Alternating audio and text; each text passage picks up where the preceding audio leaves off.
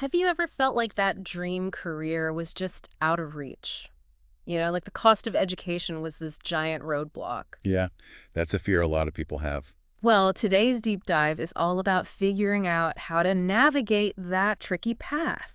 We're going to learn from Priya. Oh, Priya's story. Yeah, a student from Mumbai, she wants to be a doctor, and her story, even though it's fictional, Right. it's packed with these real-world insights about scholarships, grants, and how to make your application, really stand out.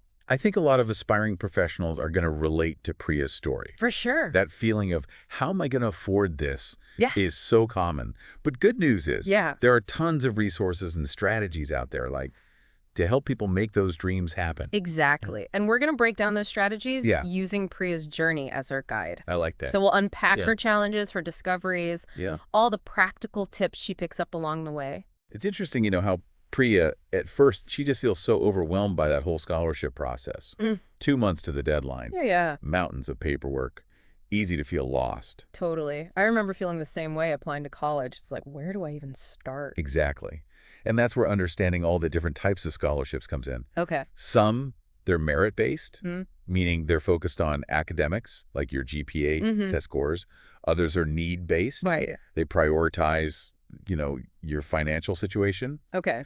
Then you have scholarships that are for, like, specific demographics or fields of study or even hobbies, So it's not like a one-size-fits-all kind of thing. Not at all. Gotcha. You really got to tailor your application to the specific scholarship, Oh, that makes sense. highlighting the parts that make you, a strong candidate for that one. So, like, showing your unique strengths and matching those to what the scholarship's looking for. Yes, precisely. Like, let's say you're going for a STEM scholarship and you've spent your summers doing research. That's what you want to emphasize. Right. But if it's a scholarship focused on community, then your volunteer work at, like, a local clinic would be front and center. Okay, so really tailoring it, like you said. Yeah. Which brings me to another key part of Priya's journey, the whole scholarship versus grant thing. Yes. This is where a lot of people get tripped up. It is. Because both offer financial aid, but grants usually focus on, like, financial need. Right. They often come from, government agencies or nonprofits, I see. things like that. So Priya, she learns about this from a character called Mr. Grant Money. Oh, Mr. Grant Money, right. Yeah, he's like her scholarship guru in the story. And he tells her about this awesome example, the National Health Service Corps Scholarship. Oh, that's a good one.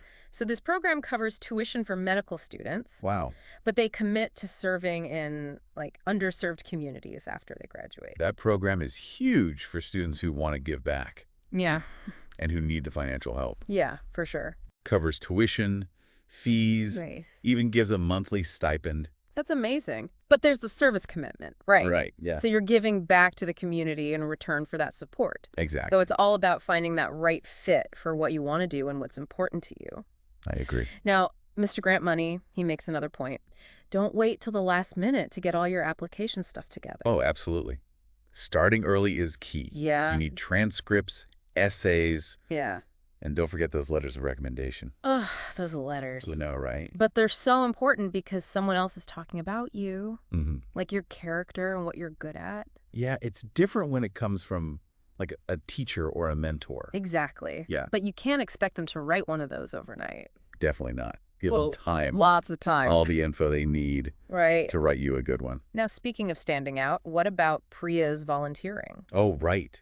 Mr. Grant Money really pushes her to, like, highlight that. Because it shows she's committed and passionate. Way beyond just good grades. And Priya was volunteering at local clinics, even like organizing health camps in her community. Exactly. She shows initiative, leadership, Right. a real desire to make a difference. Scholarship committees eat that up. Yeah, it tells a story, doesn't it? It does. It shows you're not just checking boxes. Right. You're out there doing it, following your passion. Yeah, it's like you're making your application more personal. Totally. It's not just a list of things you've done. Right? And that leads us to another big lesson that Priya learns. And it's all about sticking with it. Even when you start having those doubts, it's remembering why you're doing this in the first place. It's interesting how the story shows Priya struggling with those feelings of self-doubt. At first, she's like, scholarships, that's a myth. Yeah, like they're only for a select few. Right. Like not for someone like her. It's almost like she thinks scholarships are this magical thing. You can't really get them. It's like winning the lottery. But the great thing about her journey is that she learns to see that's not true. Absolutely. Yeah. And she learns it from Mr. Grant Money. Right. He's like this symbol of all that knowledge that's out there. Yeah. And he guides her, showing her it's not about luck. It's about understanding how it all works. He basically tells her, stop thinking it's impossible and figure out how to make it possible. I love that. Yeah. He says it's about tailoring those applications, really getting the criteria, and showing you're the best fit for each scholarship. It reminds me of when I was applying for scholarships. There was this one that was specifically looking for students with leadership experience. Okay. So instead of just listing my extracurriculars, I talked about how I started a community service project. I talked about the challenges, what I learned, how it made me a better leader. That's a perfect example. Yeah. So it's not just about checking those boxes. It's about telling your story and showing how you fit with what they're looking for. And that's where Priya's volunteer work becomes so important. Oh, absolutely.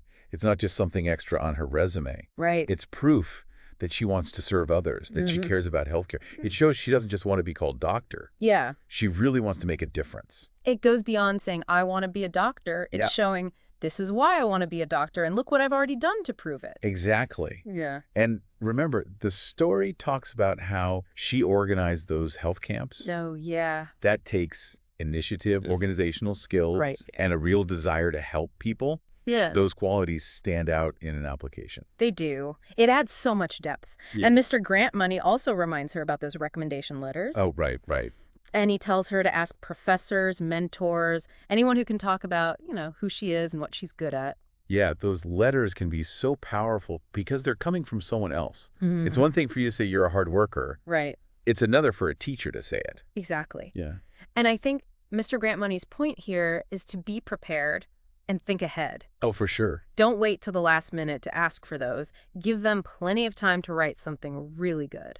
Exactly. It's about really putting in the effort. Yeah. And showing the best version of yourself. And that starts way before the deadline, you know? Yeah. It's about building those relationships, showing your dedication, giving them the information they need to, be your advocate. So we're seeing this theme of planning ahead, Yeah. being proactive. And Priya, remember, she was so overwhelmed by the whole med school thing. Right. Totally. But by taking action, getting guidance, and believing in herself, she starts to see how she can make it work. That's a huge takeaway for anyone listening, For sure. It's realizing that you have something special to offer. Yeah. Your skills, your experience, your passion. Those are what make you a strong applicant. It's about believing in yourself, even when you have doubts. Yeah. Let's be real. We all have those moments. Oh, absolutely. But it's what you do with those doubts that matters. Remember what Mr. Grant Money said. Never underestimate the power of persistence. Your dream is worth fighting for. That's a good one. Yeah, those words stuck with me. And I think they're true for anyone going after a goal, whether it's a scholarship or changing careers, anything that feels hard. It's about being resilient, and committed. Yes. Even when things get tough. Exactly. And if you're listening and you're feeling overwhelmed by, the thought of going to college because the money, take a breath. Yeah, it's okay. Break it down into smaller steps. Remember, there's help out there. People and organizations want you to succeed. Like Priya.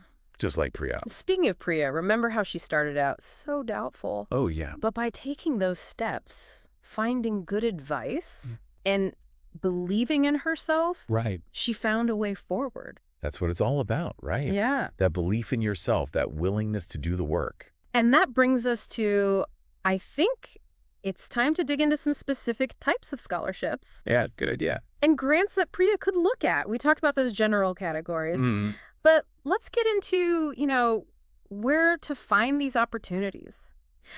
All right, so we've talked a lot about Priya's journey and how important it is to be prepared, know your strengths, and find scholarships that fit your goals. But where do you actually find these scholarship opportunities? Like a hidden treasure map or something. It can feel like that, but trust me, there are scholarships out there for pretty much everything, every background, every interest you can imagine. Okay, but where do we start looking? Well, the first place I'd say to check is the financial aid office at your university. Oh, okay. They often have lists of scholarships just for students in their programs. A lot of people forget about that. So don't just focus on those big national scholarships. Exactly. There are a ton of smaller, more local scholarships from like community groups, professional organizations, Right. even businesses in your area, Right. local banks, credit unions, maybe even companies your parents work for. Oh, that's smart. So it's about looking everywhere, right? Exactly. And don't forget about online resources. Websites like uh, Scholarship America, Mm. FastWeb, CapEx. They have these huge databases of scholarships. You can search by what you're studying, your background, your interests, all kinds of stuff. It's like a scholarship search engine. I wish hmm they had that when I was applying. Right. Okay, so university resources, local organizations, online databases. Anything else we should be checking? This might sound surprising, but even social media can help with scholarship hunting. Lots of scholarship providers announce opportunities on Twitter, Instagram, you know. So it's worth following those organizations, even on social media. Yeah, for sure. Yeah, And don't underestimate hashtags. Use relevant keywords in your searches, and you might find some that wouldn't show up in a regular search. I like that. It's like being a scholarship detective, you know? It kind of is. But finding those scholarships is definitely worth it. Remember, every scholarship you apply for is an investment in your future, a chance to, open doors and go after your dreams without that financial burden. And even if you don't get every scholarship you apply for, the process itself is really valuable. You're getting better at writing, learning how to talk about your goals and what you've done, and becoming more resourceful. Absolutely. Each application is a learning experience, a chance to, refine how you present yourself. So, what does all of this mean for our listeners who might be feeling overwhelmed about the cost of education? It means that following your dreams, even if they seem impossible financially, is totally doable.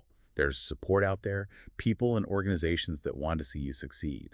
Just like Priya learned with the help of Mr. Grant Money, it's about changing your mindset from this is impossible to how can I make this happen? And if we think back to Priya's story, remember she started off feeling so overwhelmed and doubtful. But by taking action, finding guidance, and believing in herself, she started to see a way forward. That's what it's all about, right? Yeah, That belief in yeah. yourself, that willingness to put in the work and keep going. Exactly. And that's what we want you to take away from this deep dive. Your journey might not be exactly like Priya's, but the ideas are the same. Research, persistence, and a belief in your own potential are what you need to succeed. It's like Mr. Grant Money says, your dream is worth fighting for. And he's right. So go out there, explore those resources, and apply for those scholarships with confidence.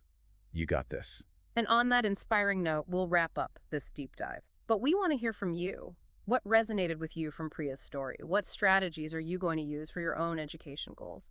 Share your thoughts and experiences, because your journey might just inspire someone else to take that first step towards achieving their dreams.